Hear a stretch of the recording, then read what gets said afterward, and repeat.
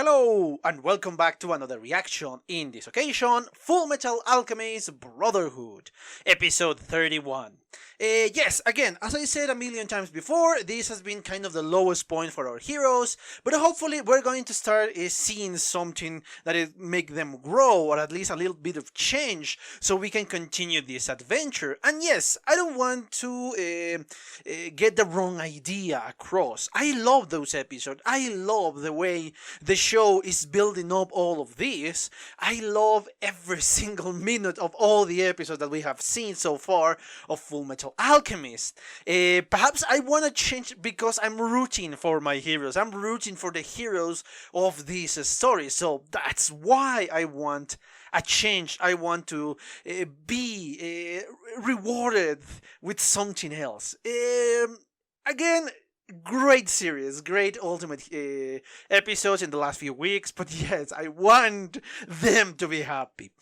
Anyway, before I start to ramble anymore, I just like to remind you, if you are not subscribed and you enjoy the content of this channel, consider a subscription and of course turn on notifications so you can get up to date with all the videos that I publish. If you like the video, give me a thumbs up and of course leave a comment to let me know what do you think about the episode or what do you think about my reaction. But yes, anyway, and no matter what, let's just cut all of these and watch the episode, shall we?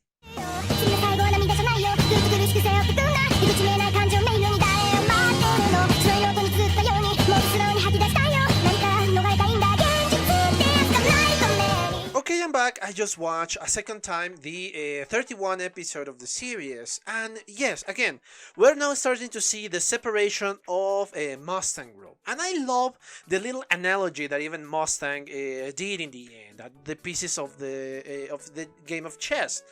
And of course, everybody has their place, the pawn, the bishop, and obviously the most important one, the queen. In this case, obviously, that is Risa, because I think she is the more, I don't know, the more skill of them all. She can do a lot of stuff, and obviously, yeah, she is the most important piece for Mustang.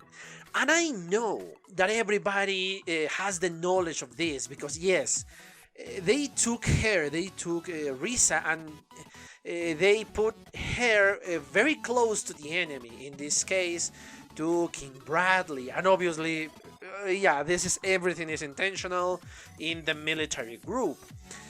But that's not it. This episode was very heavy on the side characters.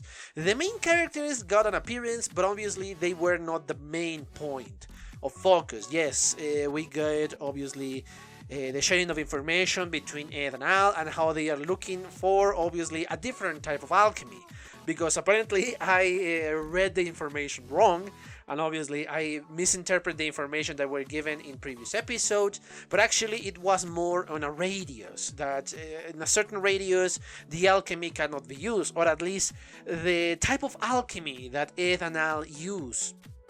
And obviously the same type of alchemy that the alchemists of this region use, but obviously the different alchemy, the alchemy from Ishbala, which sounds kind of weird, but I guess that is the Ishbalan alchemy, thanks to the brother of Scar, and obviously the Shing alchemy, which is completely different, that can be used. So there is a clue for them how to defeat Father. But again, as I was saying, this was more of an affair of background characters. Well, not background characters, side characters. Yes, Mustang has a certain amount of protagonism, but I think still the real protagonist of the series is obviously Ed and Al. But even when you lose everything, or at least what it looks like losing everything is in the case of Mustang, he still has a plan. And he's setting his plan in motion. And obviously, thanks to that piece, that this is information that obviously we don't know, but we can tell that this is important information. What is inside of that small piece of paper. And I love how they are using all the resources that they can. They are not just using military resources. Yes, they are using a madam, literally a madam, to get information across the country in the eastern, I think in were the eastern headquarters, to one general, and I guess this general is really on Mustang's side. My god, Mustang has such a big net of connection that I love it. I love these little bits of moments, and they give me that, the ray of hope. Yes, this still means nothing. Yes, we are not advanced enough for them to really be taking place a vengeance, or taking the revenge on the events that happen, and actually really hurting the really higher ups of the military, and of course the homunculi and father. This is obvious, but this is just a step towards that goal, which is something always grateful for that. I actually love, speaking of Colonel Mustang, I love the little interaction between Ed and Colonel. I love how they hold something honestly meaningless, because what I assume is kind of cents, what is cents to us, perhaps less than $1 if you kind of transform the money into dollars. Yeah, it's less than a cent, well, not less than a cent, but less than $1, I think it is. So it's not much, it's just kind of a symbolic debt that, oh, I'm going to pay you this once you become the Führer, and obviously after you return democracy to the country, we're going to get another stuff, and something like that. I love those little interactions that we got in that moment. But anyway, then of course we met one of the other bodyguards that saved I forgot her name, but yeah, the one that they believe was the killer of Hughes. Yes, this guy who took her back to Shing. Sorry, I lost my train of thought for a moment there. Anyway, yeah, as I was saying, this guy who took the false killer of Hughes towards Shing returned. And after he figured out what is going on, obviously he's mad. But he's actually very sad and very hurt, because what I thought it was just another girl or one of the trainees is actually his granddaughter, if I'm not mistaken. And when he figured out that she lost an arm, that's when he breaks. And obviously we saw again this interaction that this state is earning more and more and more enemies. I think, yes, even the melodramatic moment that we got there, which is important for us in this instance, I think the longer repercussion for this moment is that this country is earning a lot of enemies from all over the place. We have obviously the Elric brothers, we have Mustang, we have all the subordinates of Mustang. We have these few moments of the nation of Qing. These few people of the nation of Qing. And again, even the little girl is kind of their enemy. We have a Scar, which obviously can do this alchemy, even if he cannot hurt father. But yes, we're seeing a lot of enemies here against the state, which is good, because in the long term, all these enemies are going to be against this state. Anyway, again, I love how considerate they are, because they don't want to get involved the friends of Ed and Al, because obviously they don't want them to be hurt, and we move forward. We get another main character that is presented, and obviously it's part of the plot, it's part of the main plot, that now we got Kimley, which I think it's the Grissom alchemist, and he can create bombs or explosions.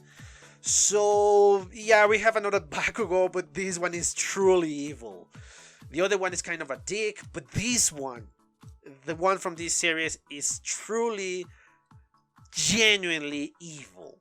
And obviously he got a mission, and he's after Scar, and obviously after Dr. Marco, because yes, I was deceived. I thought Dr. Marco was dead, but actually no, Scar needs him alive so he can get more information about the alchemy, and obviously about what happened in Ishbala, I guess.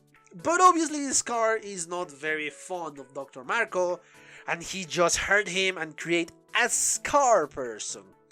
So yes, he's going to be cured, but he's not going to be completely recovered.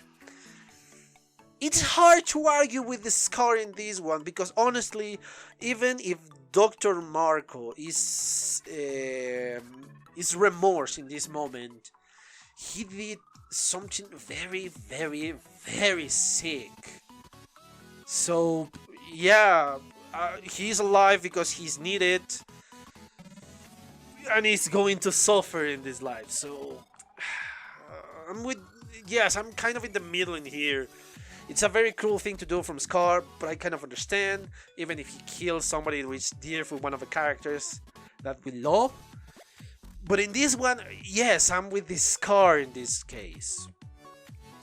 And, speaking of that, and speaking of Marco, I love how the subordinates of Marco, which, as I said in my previous reaction, are kind of more sick, because they were just, oh yes, Smiling, the experiment is going well.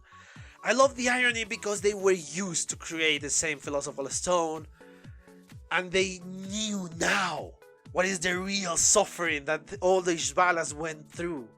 So yes, it's very fitting punishment that we got there. Now, I keep something in the end, because this is such a wholesome moment.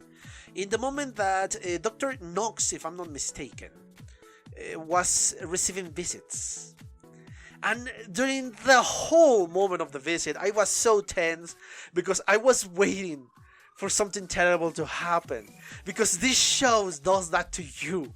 When you got something good, it always usually changes around, and it's the most cruelest thing ever, because yeah, that is very effective. But no, in this case, we got a pure moment of happiness for the Doctor. And I love it. Yes, perhaps he did something terrible in Ishbala. And all the cadavers that he has to analyze. And my guess is part of what is going on. Because he was not saving lives. He was just checking the dead for something. I don't know what exactly, but they were checking for something.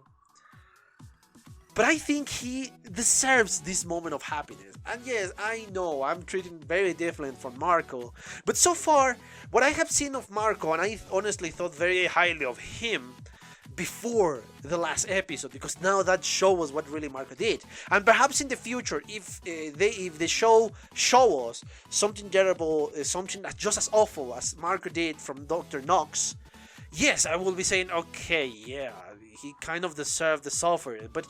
But so far, I have only seen that, yes, he was analyzing cadavers, so it's not that bad. He's just a job, and he's not making people suffer. That's what I thought, or that's what I think. So again, this is the way of the show is changing the mind about certain characters. So yes, I wanted to finish in that high point of Dr. Knox receiving the son, and what I guess is the ex-wife, because she called him Anata, and if I'm not mistaken, that is kind of the name of deer or something like that. That's what I assume. Obviously, I could be wrong, and they could be brothers, but anyway.